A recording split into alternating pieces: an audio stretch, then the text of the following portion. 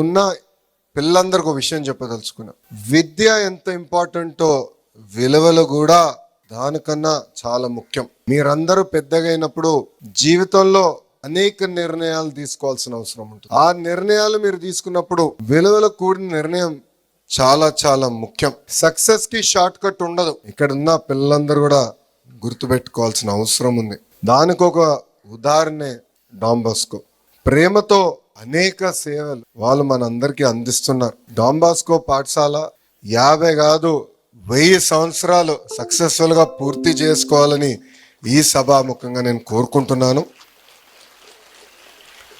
దానికి వ్యక్తిగతంగా మీ లోకేష్ అహర్నిశలు మీకు అందుబాటులో ఉంటారు, సహాయం అందజేస్తారు. ఎందుకంటే ఒక మంచి ఉద్దేశంతో ప్రారంభమైన ఈ పాఠశాలని సపోర్ట్ చేస్తాము, అండగా నిలబడతాం అనేది మా లాంటి యువకులకి ఒక బాధ్యతగా భావిస్తున్నాం. డాన్ బాస్కో ప్రారంభించినప్పుడు దివ్యాంగులకి అండగా నిలబడాలన్న ఒక పవిత్రమైన ఆలోచనతో ప్రారంభించారు. దివ్యాంగుల్ని ఇంట్లో వాళ్ళు కూడా వద్దనుకున్నా సొంత బిడ్డలు చూసుకున్నట్టు డాన్ బాస్కో వాళ్ళని చూసుకుంది. వాళ్ళకి సమాజంలో గౌరవంగా ఎట్లా నిలబడాలి, అందరం చదువుకుంటేనే సమాజంలో మనందరికీ గౌరవం దక్కుతుందని అద్భుతంగా నేర్పించారు.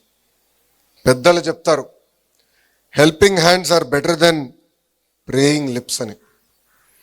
ఇది ఇక్కడున్న మనందరం ఒక్కసారి గుర్తుపెట్టుకోవాల్సిన అవసరం ఉంది. డాన్ బాస్కో ప్రారంభించినప్పుడు దివ్యాంగులకి అండగా నిలబడాలన్న ఒక పవిత్రమైన ఆలోచనతో ప్రారంభించారు. దివ్యాంగుల్ని ఇంట్లో వాళ్ళు కూడా వద్దనుకున్నా సొంత బిడ్డలు చూసుకున్నట్టు డాన్ బాస్కో వాళ్ళని చూసుకుంది. వాళ్ళకి సమాజంలో గౌరవంగా ఎట్లా నిలబడాలి, అందరం చదువుకుంటేనే సమాజంలో మనందరికీ గౌరవం దక్కుతుందని అద్భుతంగా నేర్పించారు. పెద్దలు చెప్తారు, helping hands are better than praying lips అని. ఇది ఇక్కడున్న మనందరం ఒక్కసారి గుర్తుపెట్టుకోవాల్సిన అవసరం ఉంది. బ్రాహ్మణ కోడూరులో ప్రారంభమైన ఈ పాఠశాల మంగళగిరికి వచ్చిన తర్వాత 35 మంది పిల్లలతో ముందరికి ప్రారంభం అయ్యారు.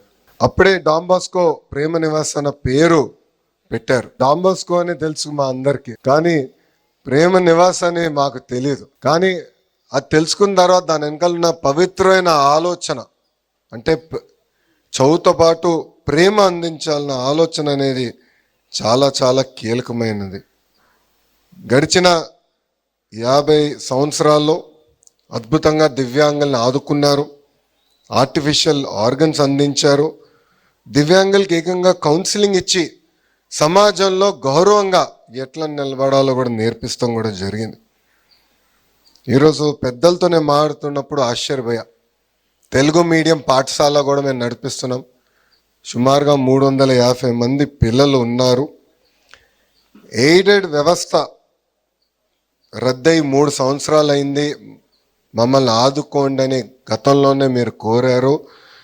తప్పనిసరిగా ఒక విద్యాశాఖ మార్చులుగా నేను ఆ బాధ్యతని స్వీకరిస్తానని ఈ సభాముఖంగా నేను హామీ ఇస్తున్నాను.